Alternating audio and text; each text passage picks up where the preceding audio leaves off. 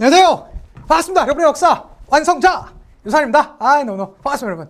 여러분 처음에 바로 1강을 딱 클릭하셨더니 깜짝 놀라셨죠? 예, 제가 반갑게 인사를 드렸습니다. 자, 이 강좌는요, 이 강좌로 수능 한국사 끝.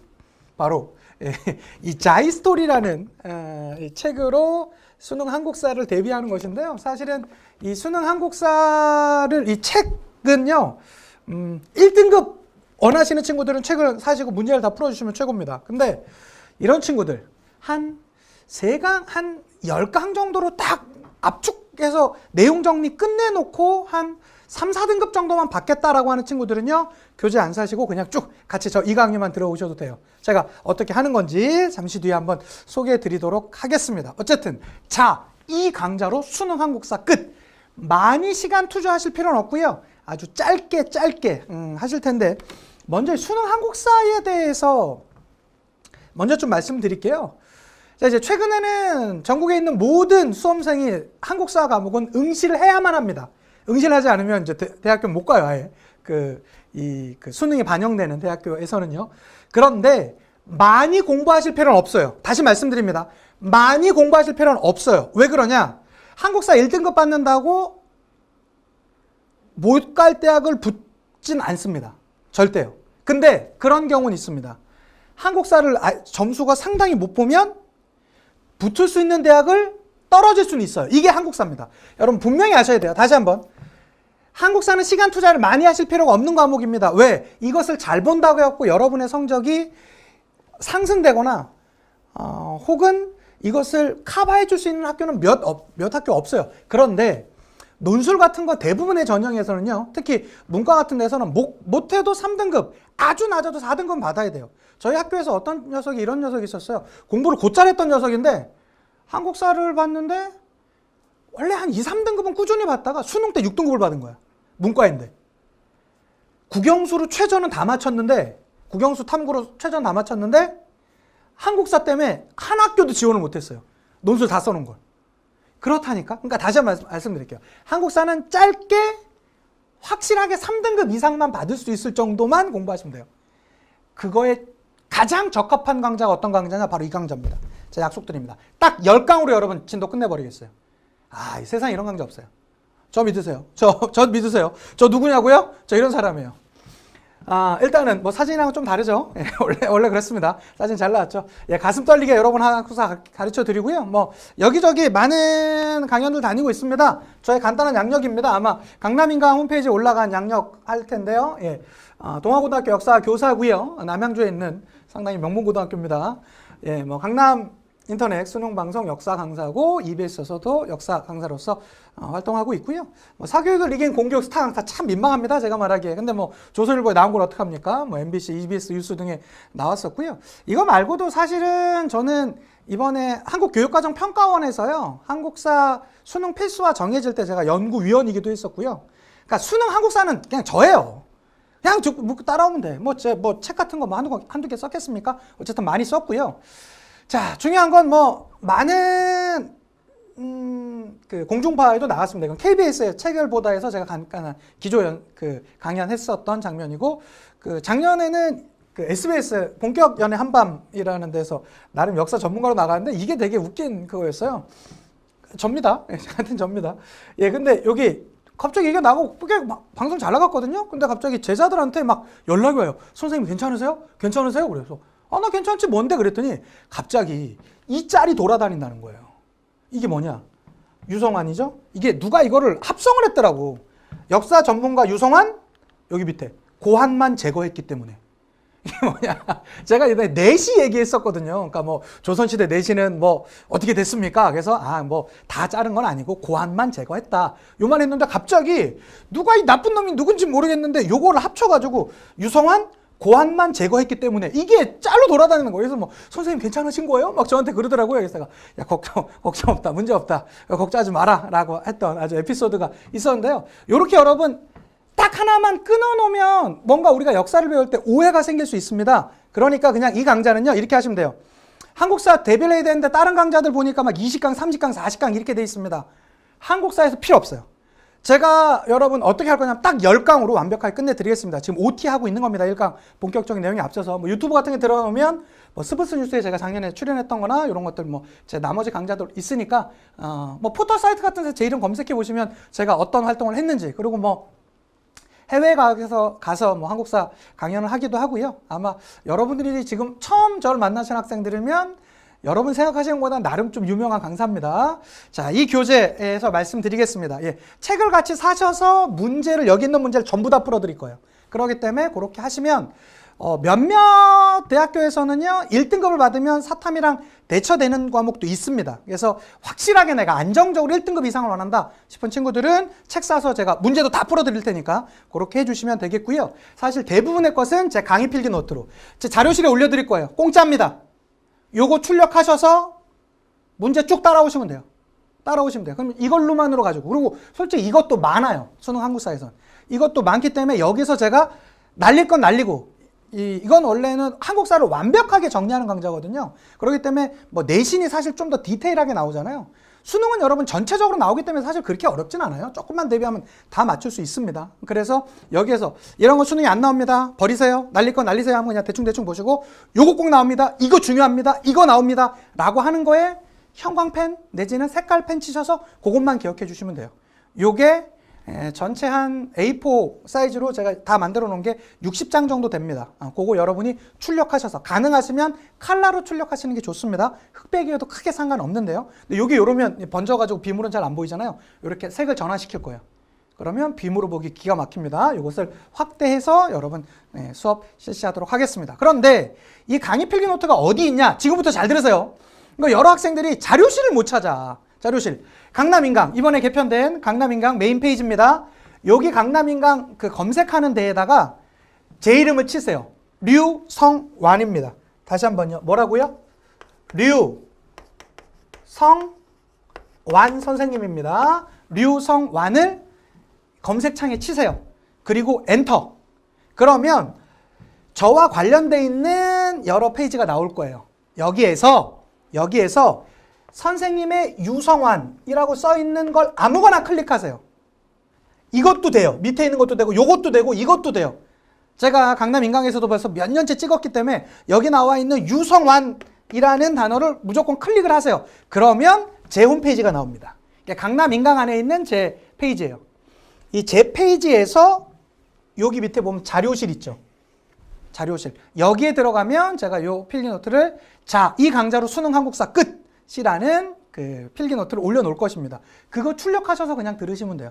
그리고 그냥 물론 집중을 해서 들어야 되겠지만 듣다 보면 집중됩니다, 제 강의는. 근데 중요한 건 막 너무 디테일하게 필기할 필요도 없어. 듣기만 하면 돼. 듣기만 하고 이해만 하시면 돼요.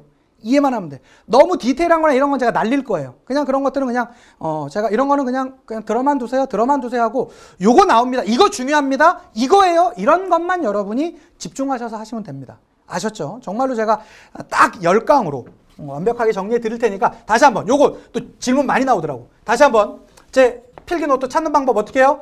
전체 홈페이지입니다. 홈페이지에서 여기 검색창에 뭐 강좌 찾기나 이 강사명 여기 검색창에 류성완을 쓰고요.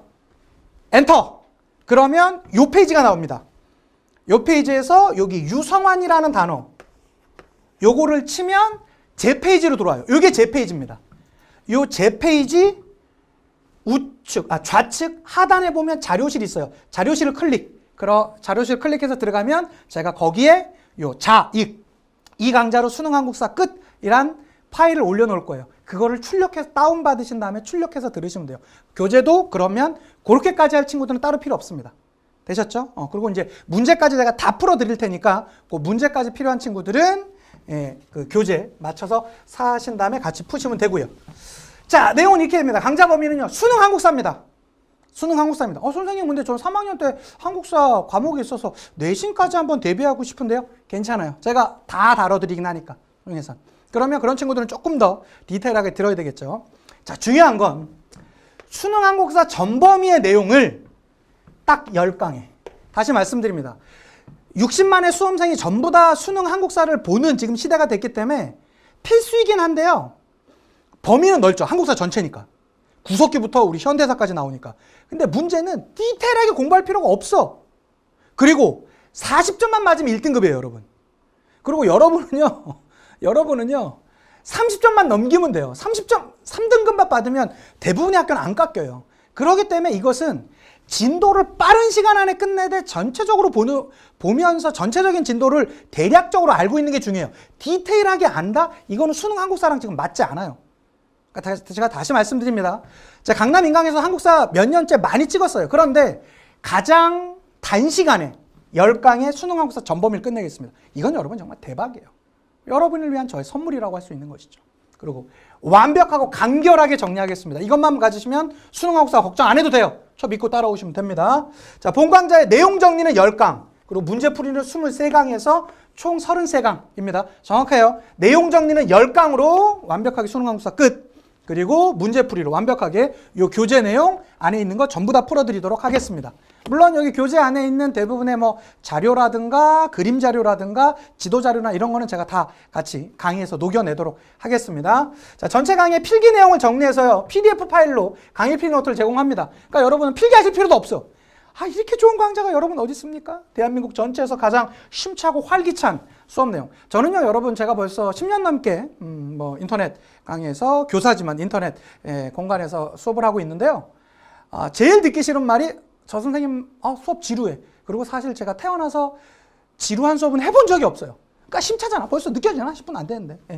제가 활기차게 우주에서 가장 활기찬 수업을 한번 진행해 보도록 하겠습니다. 그리고 제가 말씀드리는데 1강까지만 참고 들어보세요. 그러면 쭉 10강까지는 듣게 돼 있어요. 그럼 수능 한국사 걱정 없다고. 이러한 좋은 강좌는요, 여러분 혼자 들으면 안 됩니다. 주변에 여러분 친구들한테 알려주시고 아끼는 친구들한테 알려주셔서 야, 한국사는 그냥 강남 인강에 완쌤 이거 10강만 들으면 끝난다. 그냥 그걸로 하고 다른 거 집중하세요. 요새 사탐 등급 따기 얼마나 어렵습니까? 그러면 여러분 선택하셨던 것들 그 외에 특히 가장 빠르게 수능 한국사 대비를 원하는 학생들 10강만 참고 들으세요. 그럼 준비됩니다. 그리고 특히 수능 한국사 부담을 느낀 이과 학생들도 여러분 4등급까지는 받아야 돼요. 4등급까지는 받아야 됩니다. 그렇기 때문에 10강만 참고 들어주세요. 10강만. 조금 더 여유가 되는 친구들은 그 뒤에 문제풀이까지 들어주면 최고지만 그것까지 사실 쉽지 않잖아요. 그렇다면 어떻게? 딱 요 앞에 10강까지만 딱 들어주시면 완벽하게 한번 정리해 드리도록 하겠습니다. 아셨죠? 그거 가주셨으면 좋겠고 이렇게 정리했습니다. 자, 1강 선사문화와 여러 나라의 성장, 요건 구석기, 신석기, 청동기, 철기에다가 부여, 고구려, 옥저, 동해, 그거. 그 다음에 고구려, 백제, 신라의 사회경제문화. 3강은 고려의 사회경제문화, 정치사회경제문화. 그 다음에 4강은 조선 전기의 정치경제사회문화. 5강은 조선 후기. 그래서 5강으로 조선시대까지 끝내버려. 대단하죠. 그리고부터는 이제 문호개방, 동학농민운동, 일제시민통치, 민족문화와 일제강점기, 그 다음에 현대사 내용까지 딱 10강으로 끝내겠습니다. 뭐 좀 약간 듣고 싶어지지 않습니까? 10강이면 돼요. 여러분 다시 한번요. 10강이면 됩니다. 제가 지금까지 한국사 수업했던 것 중에 가장 짧게 효율적으로 제가 몇 년 동안 해보니까 특히 수능 한국사에선 10강이면 되겠더라고요. 그래서 이번에 제가 모험적으로 한번 시도해 보는데 아마 가장 여러분한테 도움이 되는 강좌가 되지 않을까 감히 말씀드리겠습니다. 그 이후에는 이 교재에 나와 있는 책을요, 한 문제도 빠짐없이 제가 다 풀어드릴게요. 그러니까 10강 들었는데 어떤 친구들 이런 친구들이 있어요. 완쌤 수업을 안 들으니까 뭔가 수험생활이 힘들대.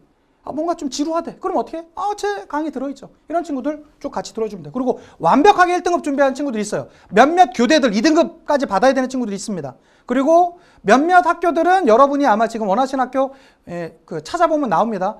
뭐 의정부에 있는 신한대 이런 데는요, 사탐 한 과목이랑 한국사랑 교체가 가능해요. 그럼 그런 건 반드시 1등급 받아줘야 되잖아요. 그러니까 그런 친구들은 쭉 들으면서 쭉 따라오면 1등급 제가 만들어 드릴게요. 걱정, 만점 만들어 드릴게요. 수능 한국사는 충분히 가능해요. 그냥 문제 풀면서 쭉 따라오시면 되겠습니다. 특히 문제 풀 때 방법은 문제를 여러분들이 다 한번 풀어보시고 강의를 같이 들으면 돼요. 저는 이 문제 다 풀 수 있어요. 근데 쌤 잘 푸나 보자. 문제 풀지도 않고 그냥 막 팔짱 끼고 이건 안 돼. 문제풀이 듣는 친구들은 반드시 여러분들이 해당 문제 먼저 풀어보시고 거기에 대해서 따라오시면 제가 이 문제 푸는 스킬이라든가 여기서 핵심적인 내용 이런 것들 다 다뤄드리도록 하겠습니다. 다시 한번 이 10강 다시 한번 내용 정리 10강으로 끝냅니다. 약속드렸습니다. 좋습니다. 그럼 본격적으로 이제부터 OT 내용은 끝냈고요. 1강 수업 내용 본격적으로 한번 들어보도록 하겠습니다. 선사문화와 여러 나라의 성장입니다. 자, 여기 파트에서의 문제는요. 최근 문제를 보면 언제나 1번 문제, 한 문제 정도는 쭉쭉 꼭 출제됩니다. 작년 수능에서는 구석기 나왔고요. 그 다음에 청동기, 구석기. 원래는 신석기가 많이 나오는데 제가 여러분 수능 시험에서 장담 하나 해볼까요? 신석기가 나올 가능성이 매우 높습니다. 그리고 1번 문제는 너무나 쉽게 나와요. 그렇지만 우리가 모르면 틀리잖아요. 그러니까 제가 대비해 드리도록 할게요.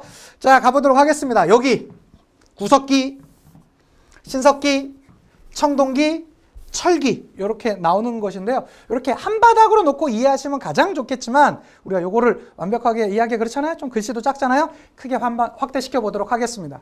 자, 70만 년 전부터 우리나라는 구석기 시대를 한반도에서는 맞이했다는데 70만 년 같은 거 기억하실 필요 전혀 없습니다. 그래서 다시 한번 말씀드리는데 1번 문제는 쉽게 나옵니다. 그래서 어떤 유물이나 어떤 사건들 보면 그 시대의 특징만 기억해 두시면 돼요. 자, 구석기 시대 여러분 특징은 제가 하나 먼저 말씀드릴게요. 이동입니다. 요건 기억해 두세요. 구석기 때는 이동하는 거예요.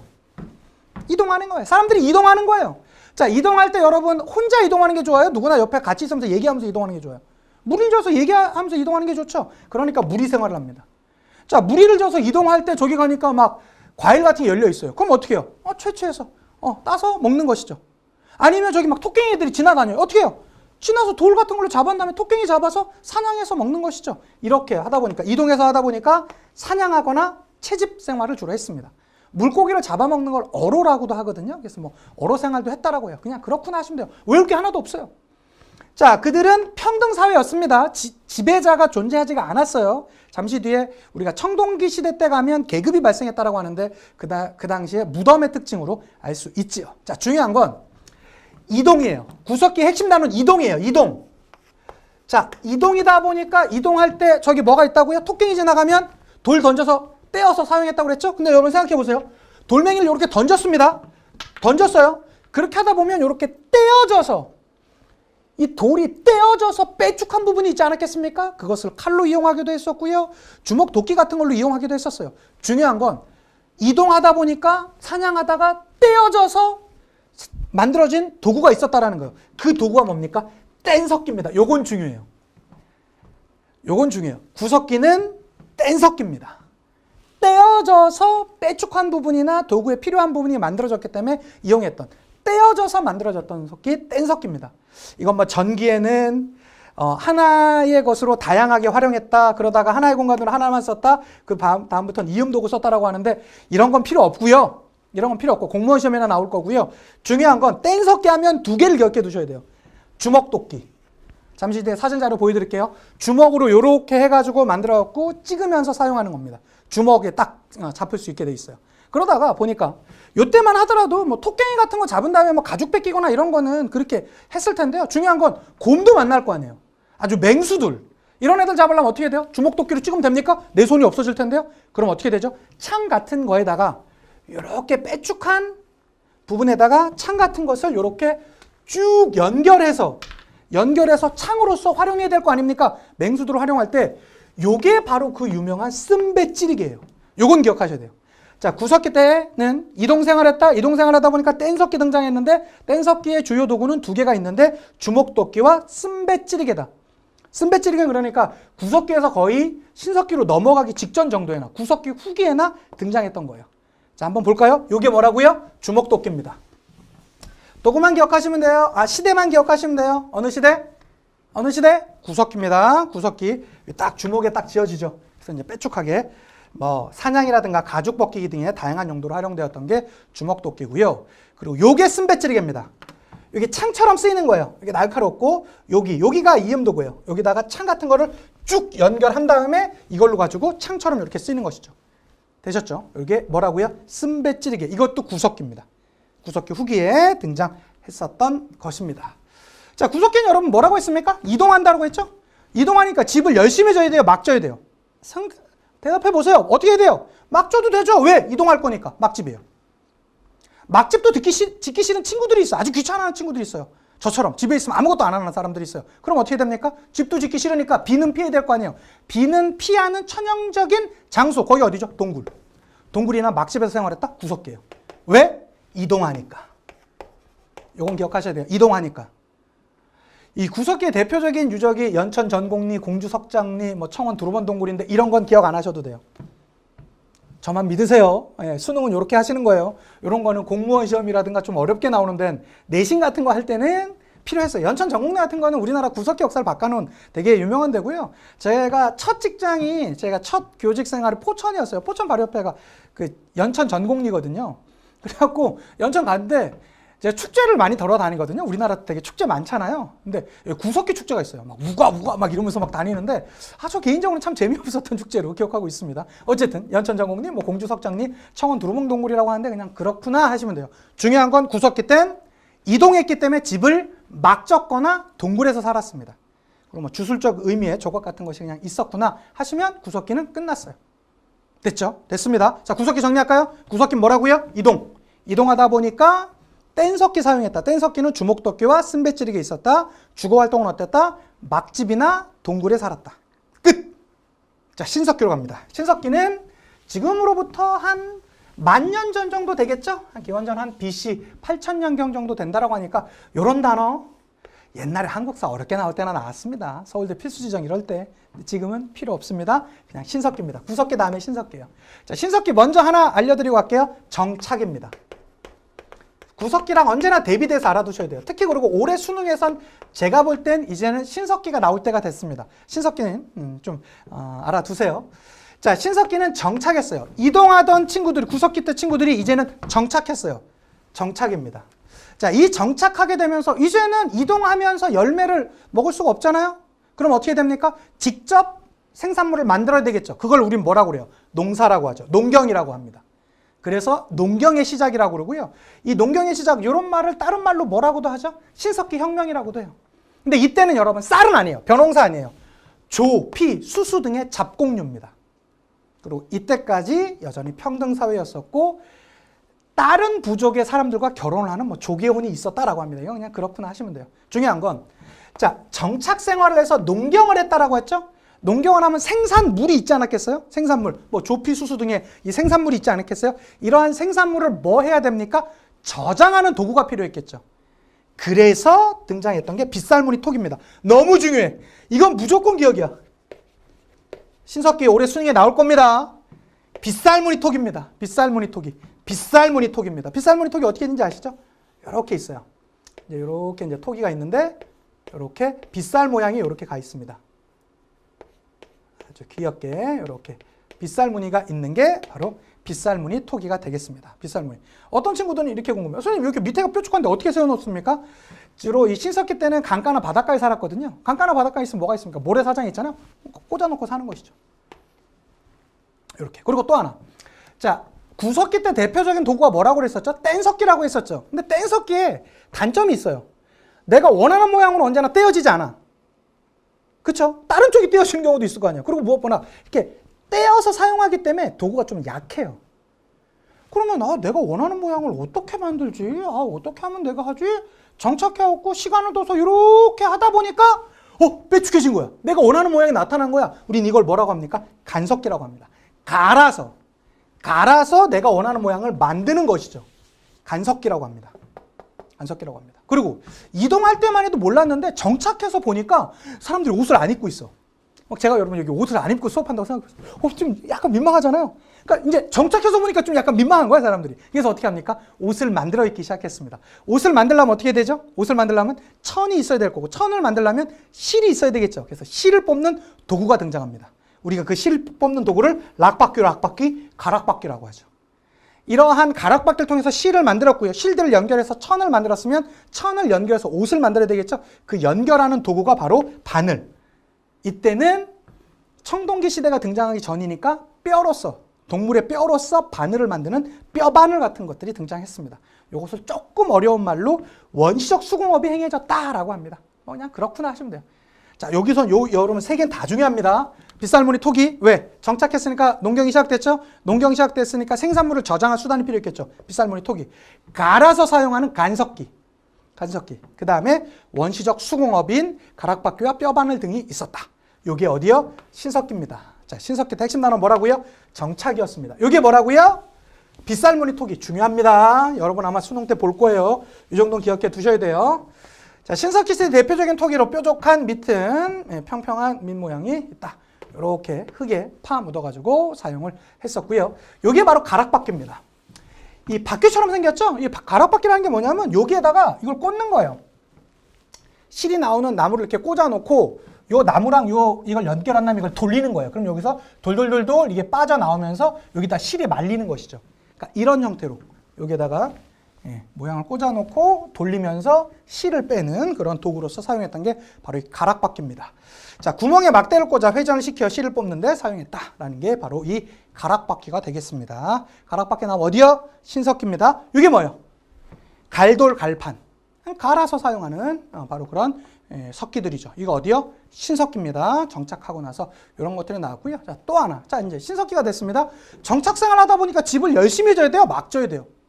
열심히 져야지. 왜 정착했으니까 내가 오래 살 거 아니에요? 그래서 나온 게 움집입니다. 움집.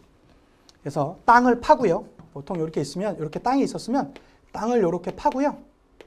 파고 여기에다가 불 피워놓고 이렇게 위에다가 이제 집을 이렇게 만드는 형태로 무덤을, 그 집을 만들었습니다. 그래서 요 가운데 요게 화덕이에요. 불을 피우는 장소.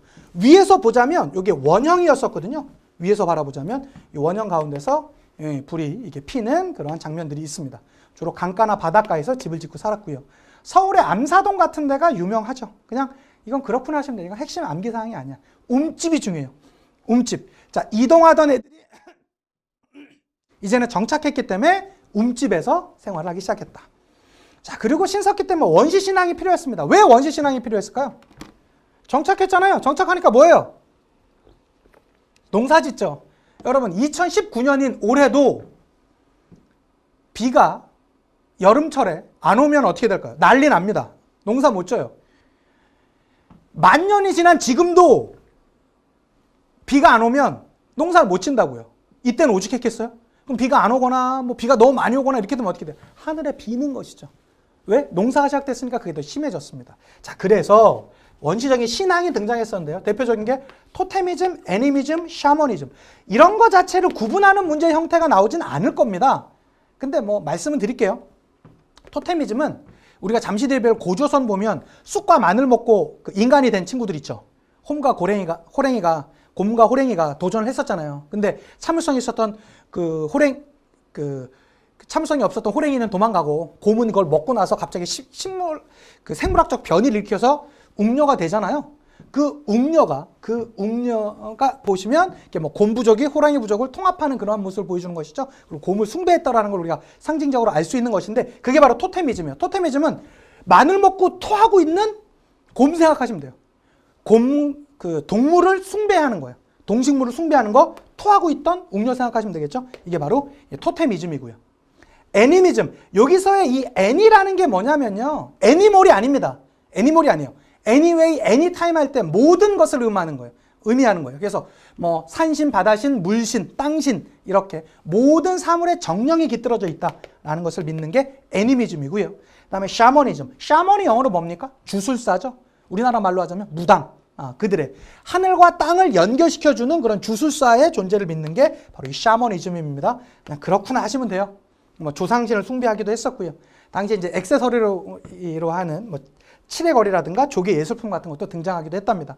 자, 중요한 건 신석기 때는 뭐요? 정착했다. 정착하다 보니까 농사가 시작되었고 농사 시작하다 보니까 뭐가 나타났을까? 그것을 저장했던 도구인 빗살무늬 톡이라든가 갈아서 사용하는 간석기라든가 그 다음에 가락바퀴라든가 움집 이런 게 핵심입니다. 꼭 기억해 두셔야 되겠습니다.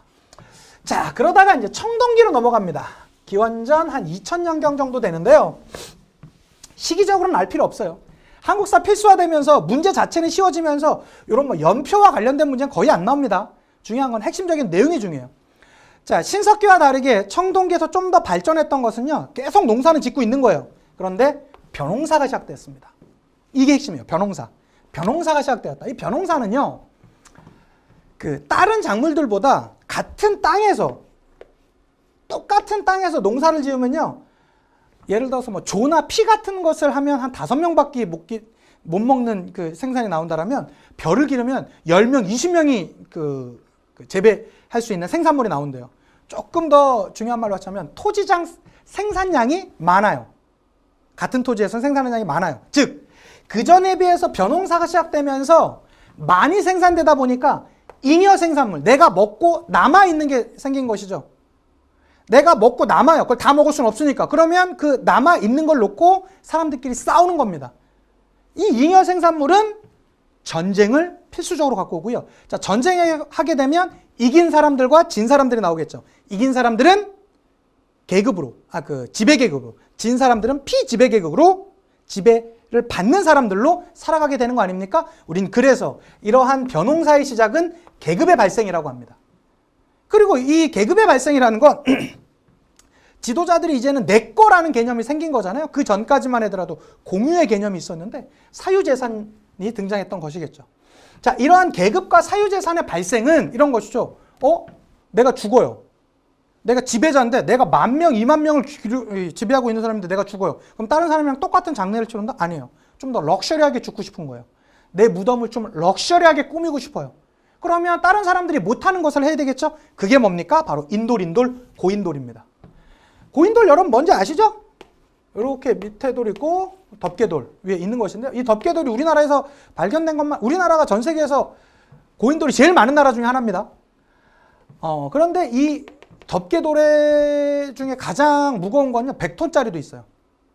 이거 어떻게 옮기는 걸까요? 돌을 이렇게 갖다 놓고요, 요거 옮기기 전에 여기다 흙을 이렇게 채워요. 그리고 여기다가 이렇게 통나무 같은 걸 여러 개 연결해 놓고 요 덮개돌을 으야 이러면서 끌고 가는 거예요. 딱 갖다 놓죠? 그 다음에 요거를 그 흙을 빼버리면 요 형태의 고인돌이 나오는 것이죠. 이런 형태였어요. 근데 이거 만약에 내 밑에 부하가 2명이야. 이걸 어떻게 줘요? 그렇죠? 적어도 수백, 수천의 사람들이 있어야지 이런 형태의 무덤이 나오는 것이겠죠? 그래서 우리가 말할 때 바로 이 고인돌은 그렇죠, 계급의 발생의 증거다라고 이렇게 얘기를 합니다. 그리고 또 하나, 청동기 때는 새로운 형태의 토기가 등장했어요. 그 전까지 신석기 때만 하더라도 빗살무늬 토기였었죠. 그렇죠? 이런 형태였었어요. 그런데 손잡이가 없으니까 불편한 거야. 그래서 손잡이가 있는 형태의 토기를 만들었어요. 그걸 우리는 미송리식 토기라고 합니다. 미송리식 토기. 그 다음에 이 벼를 생산할 때, 벼를 재배할 때 이걸 자르는 도구가 필요하지 않았겠습니까? 그래서 손가락이나 손목을 이렇게 넣은 다음에 이렇게 반달 모양으로서 이렇게 칼로 활용하는 반달 돌칼 같은 것도 등장했고, 잠시 뒤에 그림자료 보여드릴게요. 그리고 청동기 시대니까 신석기 시대와는 다르게 청동과 관련돼 있는 것이 필요했겠죠? 청동과 관련된 비파형 동검. 이것은 원래 비파라는 건 뭐냐면 중국의 향비파라는 악기를 닮았다라고 해서 비파형이라고 그래요. 그 비파를 닮은 좀 통통한 볼륨감이 있는 그 청동으로 만든 검이 있습니다. 이걸 비파형 동검이라고 그래요. 뭐 거친 무늬 거울, 뭐 참고적으로만 기억하시고요. 어쨌든 청동기 시대 때까지만 하더라도 청동은 여러분 되게 이렇게 좀 약해요. 재질 자체가. 그러다 보니까 청동 농기구는 없습니다. 청동기 시대 때 농기구는 석기였습니다. 그거까지만. 그러면 선생님 이때 그 비파형 동검이라든가 이런 것들은 주로 전쟁터나 이런 데 썼던 건가요? 전쟁터까지는 아니었을 가능성이 크고요. 뭐 썼다면 어쩔 수 없지만 보통 이 청동검은 그런 그 제사용이라든가 의례용으로 많이 쓰였다라고 합니다. 이게 바로 비파형 동검이에요. 비파형 동검. 이게 좀 두툼하죠? 여기가? 두툼합니다. 좀 볼륨감이 있습니다. 요게 이 철기시대 때로 가면서 우리나라에서는 세형 동검이라는 동검도 있습니다. 세형 동검은 요게 좀 넓어져요. 그러니까 가늘새예요. 가늘새. 세형이. 그 우리가 세발 낙지 할 때 여러분 그 낙지 드셔봤어요? 발이 세 개라는 거 아니에요? 세 발이라는 거 그 세가 가늘새자예요. 그러니까 발이 가는 낙지가 세발 낙지입니다. 예, 그 세형 동검이 있고요. 요것은 청동기 시대 때 비파형 동검, 좀 향비파를 닮았다고 그래서 중국의 요령 지방에 집중적으로 분포되고 있는 게 비파형 동검이고, 이게 미송리식 토기. 신석기 때랑은 다르게 뭐 조금 더 발전하니까 손잡이가 있죠? 이게 미송리식 토기입니다. 기억해 두시면 되겠고요. 요게 반달 돌칼이에요. 여기 이렇게 구멍이 있죠? 여기에다가 손가락이라든가 이게 손목 같은 걸 넣고 이런 식으로 재배하는 형태. 이렇게 반달을 닮았다고 그래서 반달 돌칼이라고 합니다. 요거 다 청동기 때입니다. 되셨죠? 청동기 때. 자, 청동기 때 집터는요, 이 신석기 때랑 조금 더 구분됩니다. 왜냐하면 당연히 움집은 움집인데 지하에 지었다고 그랬잖아요. 청동시대 때. 여러분 혹시 지하에 살아보셨습니까? 전 지하에 좀 살아봤는데요. 일단 습기가 많아서 좀 힘들어요. 습기가 많아서. 근데 실제로 많은 사람들이 그런 얘기를 하죠. 여름 때는 습기가 많고요. 그러다 보니까 이제는 점점 이게 지상으로 올라옵니다. 지상 가옥화돼요. 그리고 그 신석기 시대 때는 어땠다고 그랬죠? 이렇게 땅을 파서 들어갔고 이렇게 가운데 파이어 이렇게 있었는데 가운데 이렇게 있고 위에서 보면 이렇게 원형이었었는데요. 위에서 밑을 보면 원형의 집이었었는데 공간 활용이 힘들잖아요. 가구 놓기도 힘들고 그러다 보니까 직사각형 형태로 집 모양이 바뀝니다. 위에서 바라볼 때 직사각형 형태고 그리고 이 화덕의 위치도 사이드로 빠집니다. 요게 뭐 특징인데 뭐 이것까지는 아마 수능 때 안 나올 가능성이 큽니다. 그냥 그렇구나 하시면 되고요. 뭐 구릉지라는 건 높지 않은 산, 살짝 높은 산, 뭐 뒷동산 뭐 이런 게 구릉지고요. 뭐 배산 임수라고 해서 뒤에는 산이 있고 앞에는 물이 흐르는 이러한 지형이었다라고 하는데 이건 뭐 풍수지리랑 관련 없이 이런 데 사람들이 좀 많이 살았다라고 합니다. 뭐 대표적인 청동기 시대 때 예술로는 뭐 선민사상이라든가 울산, 울주에 가면 반구대 암각화라고 했죠. 예전에 바위 그림이 있는데 이건 그냥 그렇구나 하시면 됩니다. 청동기 시대 때 여기에 보면 고래 같은 모양이 있어요. 뭐 거북이라든가 고래 같은 게 당시 사냥이 이루어졌던 걸 우리가 추정할 수 있는데 이게 청동기 시대 때 유물인데 그냥 그렇구나 하시면 됩니다. 중요한 건 이거예요. 청동기 시대 때는요. 요거 여러분 다시 한번 청동기 시대 핵심은요. 벼농사 핵심입니다. 그거에 따른 계급 발생. 자, 계급 발생에 따른 고인돌. 여기가 핵심이에요. 이게 포인트입니다. 청동기 시대는. 그리고 조금 더 발전된 신석기 때보다 조금 더 발전된 형태다. 그게 미송이식 토기고 손잡이가 있으니까. 그리고 별을 채취하기 위한 반달 돌칼. 그다음에 청동기 시대다 보니까 비파형 동검 이런 것들이 있다라는 거.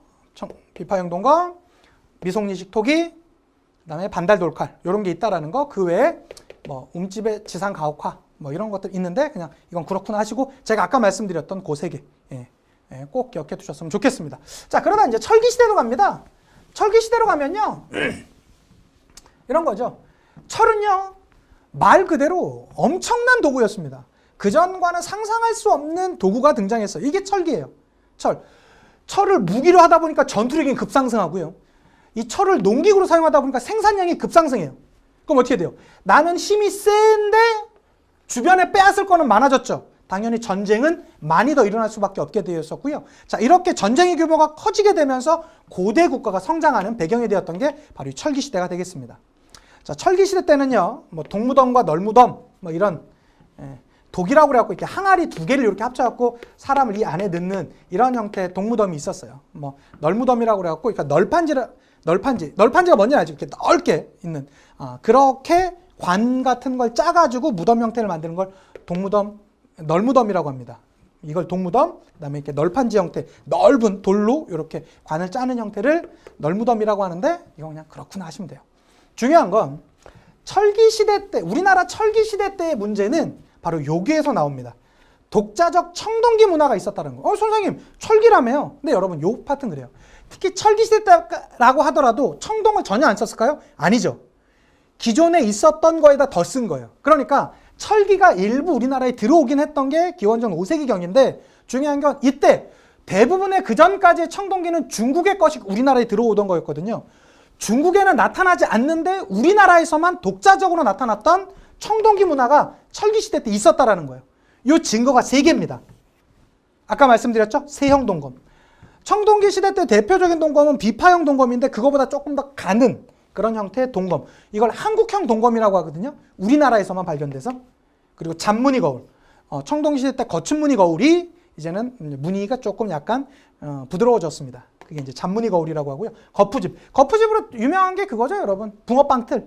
붕어빵에다가 이 틀에다가 밀가루 넣고 안 꽂는 다음에 쪄내면 똑같이 쪄내죠. 이게 바로 거푸집이에요. 뭔가 이 틀을 만들어 놓고 이 주형 틀에다가 이 주물을 넣으면 그게 굳어가지고 딱 그 모양 원하는 모양으로 나오잖아요. 그런 걸 거푸집이라고 합니다. 이런 거푸집, 잔무늬 거울, 세형 동검이 독자적인 청동기 문화라고 하고요. 이때쯤 되면서 이제 우리나라가 중국과의 교류가 상당히 많아졌습니다. 그래서 중국에서 쓰였던 화폐, 뭐 명도전 같은 건 춘추전국 시대 때 쓰였던 것이고 오수전 같은 경우는 한나라 때 쓰였던 화폐들인데요. 이런 화폐들이 우리나라 남부 지역에서 발견이 돼요. 그리고 무엇보다 붓. 이게 지금의 창원 지역에서 이 붓이 발견되는데요. 이 붓이 발견됐다는 건 당시 우리나라가 무엇을 사용했다? 그렇죠. 한자를 사용했다는 증거가 되겠습니다. 되셨죠? 여기가 바로 철기 시대의 문화가 되겠습니다. 자, 여기서 여러분 제가 올해 과감하게 한번 말씀드린다면 올해는 신석기 시대가 나올 가능성이 제일 높습니다. 그동안에 나와야만 하는데 안 나왔기 때문에 신석기 꼭 눈여겨보시고요. 구석기 시대 때 기억한다면 뗀석기. 구석기 때 뭐니 해도 이동하다 보니까 뗀석기, 그러다 보니까 주먹도끼, 쓴배찌르기, 그 다음에 막집, 요 정도만 기억하시면 돼요. 이게 구석기 끝. 자, 청동기 시대 가면서 이동하던 게 정착됐다라고 했었죠? 자, 정착하다 보니까 농경이 시작되었었고요. 자, 농경이 시작되다 보니까 그것을 저장하는 물건, 즉 토기가 등장했습니다. 빗살무늬 토기. 그리고 뗀석기와는 다르게 갈아서 사용하는 간석기가 등장했고요. 그리고 정착해 보니까 좀 옷 안 입고 있으니까 민망해요. 그래서 어떻게 합니까? 원시적 수공업으로 실을 뽑는 가락바퀴 같은 거에 등장했었다. 그리고 정착하다 보니까 땅을 제대로 파서 짓는 움집 이런 게 지어졌었다라는 거, 원시적 신앙도 등장했었습니다. 자, 청동기 시대 때 가면 어떻게 되겠습니까? 이제 우리나라에서 벼농사가 시작되었었고요. 그 벼농사로 인형 생산물이 나왔었고 그것에 따른 사람들의 갈등, 전쟁이 나왔었고 그거에 따른 계급이 발생했습니다. 자, 계급이 발생했다는 증거 바로 고인돌. 그리고 청동기 시대에는 신석기 시대보다 더 앞선 손잡이가 있는 토기가 등장했네요. 미송이식 토기. 그다음에 벼 자를 때 쓰는 거 반달돌칼, 그다음에 비파형 동검 이런 것들 등장했다. 자, 철기 시대 때 가면서 전쟁의 규모가 더 커졌었고요. 독자적인 청동기 문화가 등장했습니다. 세형동검이라든가 잔무늬 거울, 그 다음에 거푸집 이런 것들 등장했었고 중국과의 교류가 많아졌다는 증거, 중국의 화폐가 발견이 됐었고 바로 붓이 발견되었다는 건 당시 우리나라에서 한자를 사용했다는 증거다. 끝! 이러면 1번 문제 끝이에요. 자, 그런데 여기에서 끝나면 안 되고 우리가 10강이 끝내야 되니까 조금 더 나가겠습니다. 어떻게 해요? 고조선 한번 해줘야지. 고조선이랑 여러 나라의 성장까지. 고조선도 이거 어렵게 내려면 많이 어려울 텐데요. 어렵게 공부하지 맙시다. 그러니까 고조선 하면 나올 만한 거 제가 포인트를 잡아드릴게요. 보세요. 자, 고조선은 기원전 2333년에 등장했다라고 하는데 아니 그렇구나 하시면 돼요. 이런 연도는 전혀 외우는 게 아닙니다. 자, 고조선 누가 세웠습니까? 단군 왕검이 세웠죠. 이 왕검이라는 의미는 단군은 당시에 그 제사장의 의미, 그 다음에 왕검은 그 정치적 지배자의 의미를 띈다고 그랬죠. 그래서 그가 단군 왕검인 걸로 봐서 당시에는 제사장이 즉 정치적 지배자였었다. 제정 일치 사회였다. 이런 얘기하고요. 그는 하늘로부터 내려와서 지었다며 천민 사상이 있었습니다. 그리고 곰 부족과 호랭이 부족이 곰 부족이 호랭이 부족을 통합하는 과정에서 만들어진 거 아닙니까? 토테미즘. 그다음에 그가 내려올 때 풍백, 우사, 운사를 데리고 왔다라고 하는데 농경사회, 대표적인 게 팔조법 이런 게 있었다라고 합니다. 그냥 그렇구나 하시면 되고 혹시 나온다라면 팔조법 같은 건 한번 기억해 두시면 좋을 것 같아요. 이 팔조법을 통해서 이 팔조법이 지금은 다 전해지진 않아요. 한 3-4개 정도가 전해지는데 이 팔조법의 주요 내용 중에서는 상당히 가부장적 사회였었다라는 거, 그리고 이때만 하더라도 그 계급이 발생해 있었다. 노비, 노예 이러한 제도가 있었다라는 거 정도만 기억해 두시면 되겠습니다. 자, 이렇게 시작되었었던 이 고조선은요, BC 한 3세기경 되면서 발전합니다. 당시에 중국은요, 춘추전국 시대라는 시대였었는데 아주 여러 개 나라가 있었거든요. 그때 가장 우리나라 근처에 있었던 나라가 연이란 나라가 있었어요. 이 연과 대등할 정도로 우리가 아주 강성했었다라고 합니다. 고조선이 이쯤에 이 한반도 북부 쪽에 있었고요. 그리고 이때 이제 왕위가 세습된 대로 강성했다. 부왕이 준왕에게 왕위를 세습해 주기도 했었고요. 관직, 상대부 장군 등의 관직이 설치되었다. 그냥 그렇구나 하시면 돼요. 자, 그러다가 이때 위만이란 친구가 내려옵니다. 위만이란 친구가 원래는 중국이었었는데 이때 우리나라로 넘어오는 거야. 아, 여기 살 때 못 돼요, 중국은. 우리나라로 오는 거예요. 딱 오니까 당시에 이 준왕이라는 왕이 위만을 보니까 애가 좀 똘똘하고 괜찮아 보여. 오케이, 그럼 너 받아줄게. 너 이쪽에 수비하고 있어. 라고 이렇게 했었는데 이 위만이 보니까 준왕이 너무 만만해 보이는 거예요. 내가 섬겨야 되는데 나보다 좀 못한 것 같아. 그래갖고 왕을 몰아내버려요. 그리고 그가 나라를 세우니 그가 위만조선입니다. 중요한 거. 위만조선은 여러분 우리나라 역사일까요? 우리나라 역사에 편입될 수 있을까요? 위만 우리의 역사입니까? 우리 역사라고 역사책에 나와 있습니다. 증거. 일단 조선이라는 용어를 계속 썼어요. 그리고 그가 올 때 흰 옷을 입고 왔대요. 이건 조선을 상징하는 옷이래요. 그리고 그가 상투를 틀고 왔대요. 상투는 우리가 트는 것이거든요. 그런 여러 가지. 그리고 나라를 세운 다음에 원래 있었던 토착민을 중용했다. 이런 증거를 통해서 이 위만도 우리나라 역사구나. 이렇게 이제 보시면 되겠고요. 그가 중국에서 오다 보니까 본격적으로 철기를 도입하게 되었었고, 당시에 중국과 한반도 남부를 연결하면서 무역을 했었었는데, 이런 중개 무역을 했는데, 이때 중국은 전 세계 최강대국이거든요. 한이란 나라였었는데요. 그래서 어떡합니까? 이 조선을 무너뜨리고 멸망시키고 이때 8개의 군현을 세우죠. 4개의 군현을 세우죠. 이게 바로 한사군이라고 하는 한 군현이 설치되었었고, 원래 8개의 법이 60여 개로 증가했다라고 하는데, 여러분 여기 파트에서 수능에 나올 가능성은 제가 볼 땐 그렇게 높지 않습니다. 그런데 그냥 이야기 듣듯이 한번 들어두시면 돼요. 선민사상 토테미즘, 농경사회를 바탕으로 나라가 성장했었다가 발전하다가 유만조선 갔다가 멸망했다. 이런 패턴 정도만 기억해 두시고, 중요한 건 시험에 나온다면 아마 이걸 물어볼 겁니다. 고조선의 세력 범위예요. 이때만 하더라도 여러분 여기까지가 우리 국경선이야 이런 개념이 없을 때야. 그냥 그러면 이 고조선의 범위를 어디까지 볼 거냐라고 할 때 우리는 크게 2개를 얘기합니다. 북방식 고인돌, 이 고인돌, 이 북방식 고인돌이 있는 형태와 비파형 동검이 출토됐던 지역을 얘기하는데 바로 이 지도예요. 여러분이 갖고 계신 교재라든가 아니면 한국사 교과서에 대부분 다 있는 것인데요. 이 정도로 나타납니다. 고조선은 사실은 여기 남부 지역까지는 거의 의미가 없었다라고 봐요. 영향력이 없었다라고 봐요. 그러니까 한반도 북부 지역에서 지금의 만주 지역 일대 정도를 어디로 봅니까? 고조선의 문화적 범위로 봅니다. 이 문화적 범위는 2가지가 근거라고요. 탁자식 고인돌, 우리가 알고 있는 고인돌이에요.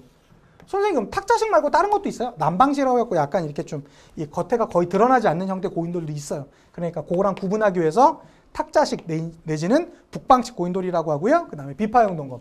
이 2개가 같이 나오는 지역이 고조선을 문화적 범위라고 합니다. 그냥 이건 그렇구나 하시면 돼요. 시험 문제 나올 가능성은 크지 않습니다. 이게 바로 북방식 고인돌이죠. 탁자식 고인돌. 이고요. 자, 국가의 발전 단계. 여기가 사실은 중요하죠. 여기가. 자, 구석기 있었습니다. 신석기 왔습니다. 청동시대는 군장국가였고 철기시대도 연맹왕국이었습니다. 그러다가 고구려백제 신라의 고대국가입니다 하는데 이런 거는 시험 문제 안 나오고요. 시험 문제는요. 이게 나올 거예요. 부여, 고구려, 옥저, 동해, 마한, 진한, 변환의 뜨리한, 사만. 여기에 각각의 풍습과 제천 행사. 요게 나와요. 시험 문제. 이건 중요해요. 고조선보다 여기 파트가 훨씬 중요해요. 시험 문제 왜 그러냐? 출제자로서 시험 문제 내기가 너무 좋아. 이건 중요해요. 하나씩 봅시다. 자, 일단은 제일 위에 있었던 부여입니다. 부여는 5개의 부족이 연합해서 만든 나라예요. 그래서 그걸 조금 어려운 말로, 유식한 말로 오부족 연맹체다라고 해요. 그냥 그렇구나 하세요.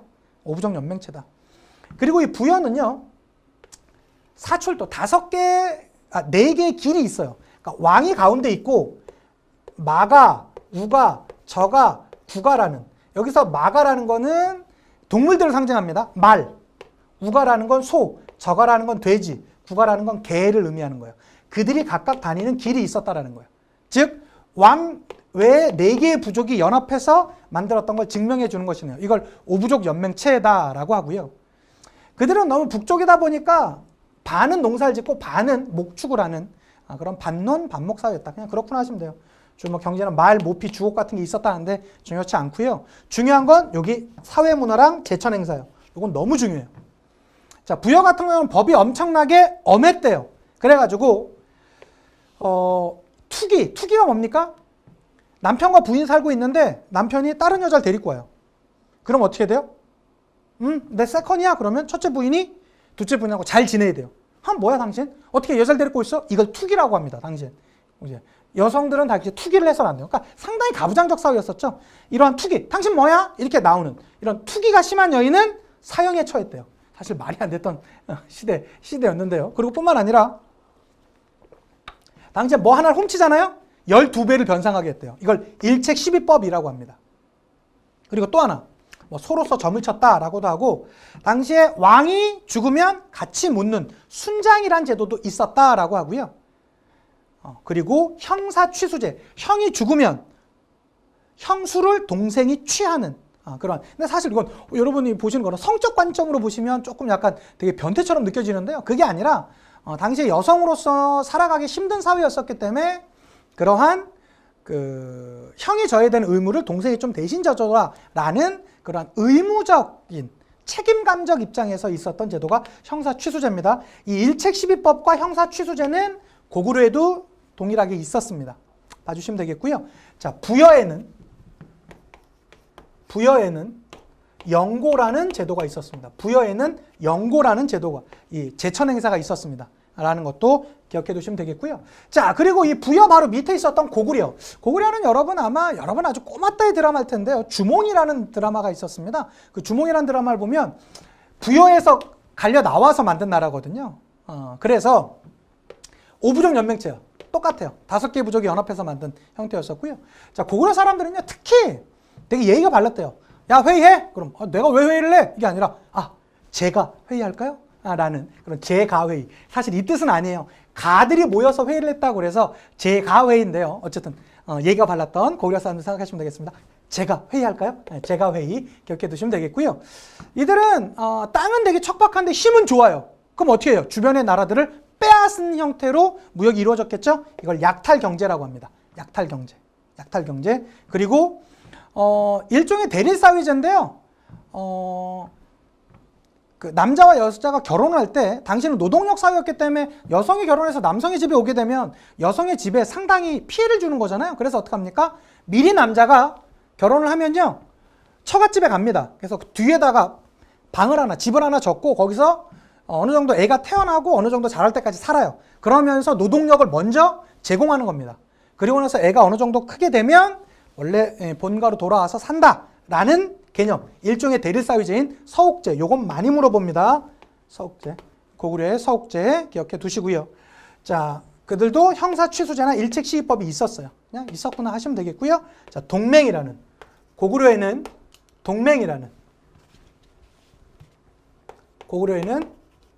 동맹이라는 그러한 제천행사, 하늘로부터 감사하는 제천행사가 있었다라는 거 꼭 기억해 두셔야 됩니다. 여기서 중요한 거 다 기억할 필요 없고요. 핵심적인 것만 말씀드리자면 부여 나오자면 사출동, 그 다음에 일책시비법, 영고, 주로 이 정도를 물어볼 겁니다. 고구려라면 제가회의, 서옥제, 동맹, 요 정도를 물어볼 겁니다. 요거는 반드시 알아두세요. 요거는 반드시 알아두셔야 돼요. 꼭 기억해 두셨으면 좋겠고요. 그 다음 걸 한번 보겠습니다. 자, 주변의 나라들을 보시면 특히 고구려 같은 나라가 여러분 어떤 나라라고 했었어요? 네, 지고 다시 하겠습니다. 이렇게 보시면 여기 제일 위에가 부여가 있었고요. 여기가 고구려가 있었죠. 옥저동해예요. 위에가 옥저동해. 예전에 얼굴도 못생긴 것들이 잘난 척하게 옥동자 있었죠. 옥동자예요. 옥동자. 그리고 여기 밑에가 사만인데 이 고구려 근처에 있었던 옥저나 동해 같은 나라는 계속 뜯기는 거예요. 왕도 없었어요. 고구려에 맨날 공납했었어요. 옥저. 얼마나 불쌍합니까? 그리고 이 옥저는요, 민며느리 제도라는 제도가 있었습니다. 여러분 지금 이 강의를 듣는 여러분 몇 살? 뭐 한 10대 후반 정도 되셨겠죠? 네, 이때 만약에 여러분 이때 태어나셨으면 이미 결혼 한 7, 8년 차 주부예요. 이때는 보통 10세에서 12세 정도 되면 결혼을 시켰대요. 민며느리 제도요. 당시에 상당히 이 노동력을 중요시했던 사회를 보여주는 대표적인 사건입니다. 자, 고구려의 서옥제, 옥저의 민며느리제 꼭 기억해 두셨으면 좋겠고, 뭐 가족 공동 무덤이 있었습니다. 이걸 뭐 골장제라고도 하는데, 가족이 죽게 되면 이 땅에 묻었다가 한 몇 년 지나면 이게 뼈만 남지 않겠습니까? 그 뼈를 추려 와가지고 따로 보관하는 그러한 가족 공동 무덤이 있었다라는 것이고요. 자, 옥저 같은 나라는 생산도 얼마 안 되는데 고구려에 맨날 다 뜯겨요. 감사할 게 있겠어요, 없겠어요? 이 당시 제천행사 하늘에 감사하는 제도인데 감사할 게 없죠. 왜? 맨날 뜯겼으니까. 가장 많이 뜯겼던 옥저였었고요. 자, 동해 같은 경우도 역시 고구려에 공납은 했지만 옥저보다는 낫어요. 거리가 조금 더 멀었기 때문이겠죠. 자, 특히 동해에는요, 동해는 시험 문제 충분히 나올 수 있습니다. 방직 기술이 아주 뛰어났었대요. 이렇게 그 옷감을 만들거나 이러한 기술이. 그리고 과하마라고 그래갖고 과일나무 밑을 다닐 수 있는 일종의 쪼랑말, 작은 말들, 이런 게 이제 특산품이었었어요. 과하마. 그 다음에 단궁이라고 해서 박달나무로 만든 이 활이 있었답니다. 단궁. 그 다음에 바다 표범의 가죽, 이걸 반어피라고 하거든요. 이러한 특산품들이 있었습니다. 그리고 동해 때만 하더라도요, 한 부족이 다른 부족으로 경계를 넘어갈 수 없었어요. 넘어가게 되면 뭐 농산물이라든가 가축으로서 배상을 해줬습니다. 이걸 책화라고 해요. 이거 되게 잘 나옵니다. 동해의 책화. 그다음 뭐 조기온이 있었다, 여자형, 철자형 집다처가 집터가 있었다라고 하는데 그건 그렇구나 해주시고요. 중요한 건 무천. 동해에는 무천이란 제천 행사가 있었다. 자, 정리하자면 옥전은 여러분 시험 문제 나오면 요거밖에 물어볼 게 없어요. 민며느리제 하나만 기억하시고요. 자, 동해에는요, 뭐 방직 기술도 있었지만 과하마, 단궁, 반어피라는 특산품이 있었고요. 그다음에 책화가 제일 중요합니다. 책화 시험 문제 나옵니다. 책화는 뭐라고요? A라는 부족이 예를 들어 B라는 부족의 영역으로 넘어가게 되었으면 그 넘어간 거에 대해서 배상 차원에서 농산물이라든가 가축으로서 배상을 해준다라는 게 바로 이 책화라는 제도예요. 그리고 무천이라는 제천 행사가 있었다. 동무. 자, 사만은요. 이 밑에 있는 나라죠. 마한, 진한, 변한의 사만인데요. 이게 뭐 몇 개로 시작됐다. 이 마한이 백제로 가고 진한이 신라로 가고 변한이 가해로 갔다. 이런 거는 시험 문제 안 나올 거예요. 중요한 건 재정 분리 사회였었어요. 이들은. 왜 그러냐? 분명히 정치적 지도자가 있음에도 불구하고 소도라는 지역이 있어요. 소도. 종교적인 집단인데요. 종교적인 지역인데요. 만약에 뭐 살인을 저지른 사람이 그 지역에 그 소도에 숨어 들어갔다 하더라도 공권력이 들어갈 수 없는 거예요. 이 소도라는 지역은요. 천군이라는 종교적 지도자가 다스리는데 즉 종교성과 이 정치적 지도자가 분리되어 있기 때문에 아주 신성한 지역이라고 해서 소대라고 해서 아주 신성한 지역이라는 것을 꽂아 놓게 되거든요. 그러면 거기는 일정한 공권력이 그 안에 들어갈 수 없는 거예요. 그걸 소도라고 합니다. 소도. 그리고 남쪽이다 보니까 따뜻하고 비도 많이 오겠죠? 벼농사가 잘 될 수밖에 없어요. 특히 이 변한 지역에선 가야 하면 여러분 철이거든요. 이 철이 많이 생산돼서 해외로 수출도 하기도 했었습니다. 뭐 두레나 토실은 그냥 그렇구나 해주시고요. 계절제라고 그래서 봄에 씨 뿌리고 하늘에 감사해요.